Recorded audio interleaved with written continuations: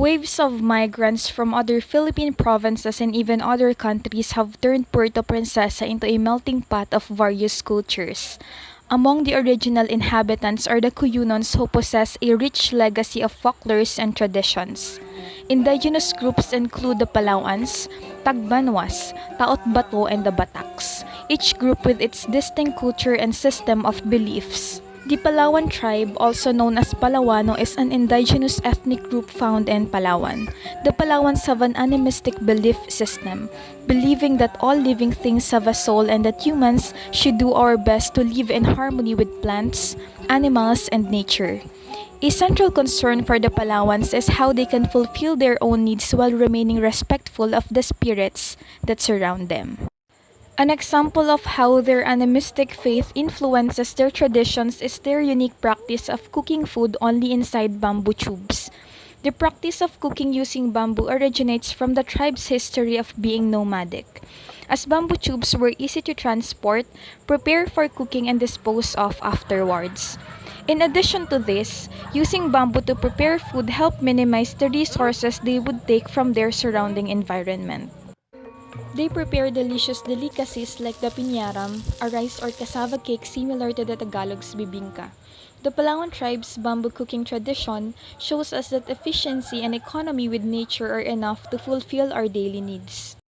The tribes of the Tagbano are known to practice the shifting cultivation of upland rice and are known for a rice wine ritual called pagdiwata.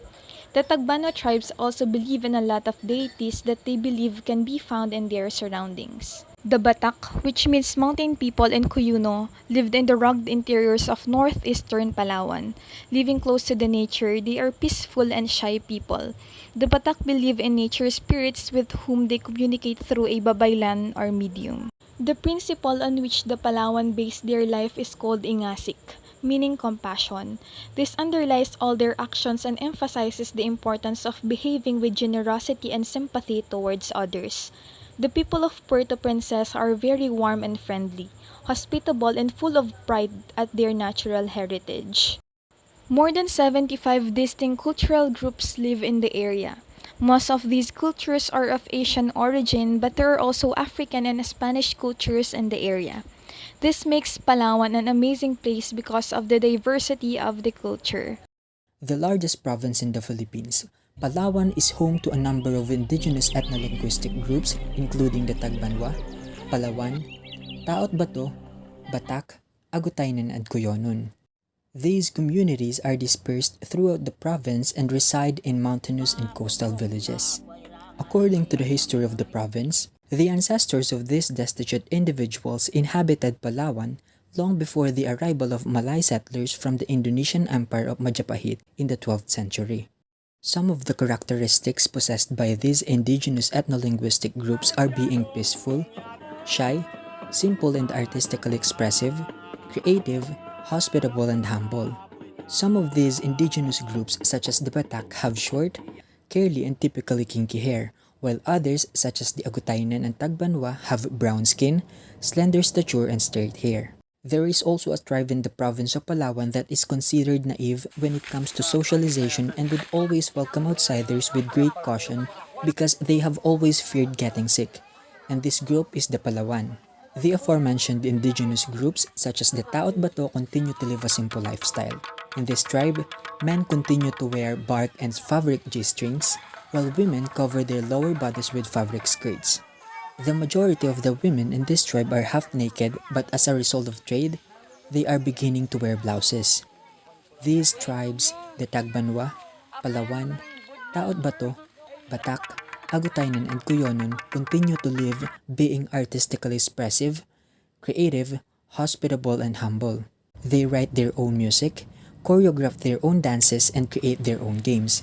The remarkable and humbling modest way of life and the warmth of the hospitality of these indigenous groups distinguishes Palawan, and these are the characteristics of the people for whom Palawan is best known.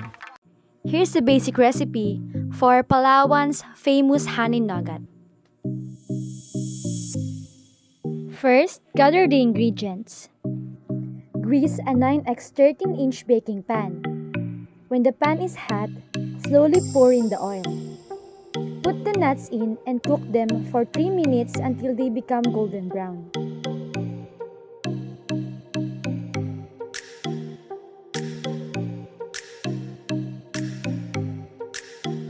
In a large heavy saucepan, over medium heat, combine the sugar and honey.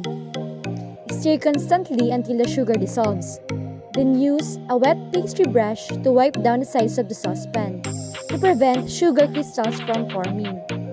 Continue to cook the syrup without stirring. When the sugar syrup is nearing the proper temperature, begin to beat the egg whites until stiff peaks form. We use double boiler since we don't have a mixer.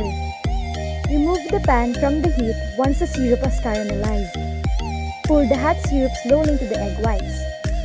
Beat them on high for an additional 5 minutes, or until they hold their shape. Continue to cook the sugar syrup with egg whites. Stir in the nuts by hand. Then pour the nuts into the prepared pan. Here's our own made honey nugget of Palawan.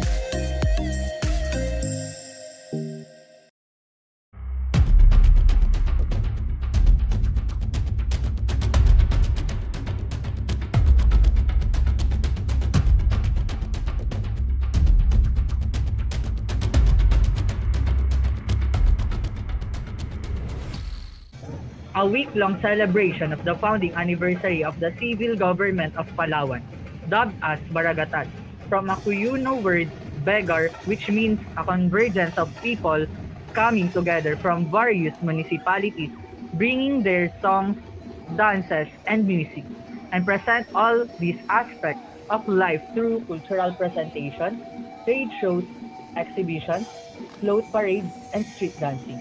Baragatan celebrates the foundation of the civil government of Palawan. The festival derives its name from a Cuyunon term that means meeting. And true to its meaning, Baragatan is a convergence of coming together of the people of Palawan to celebrate its history and rich culture.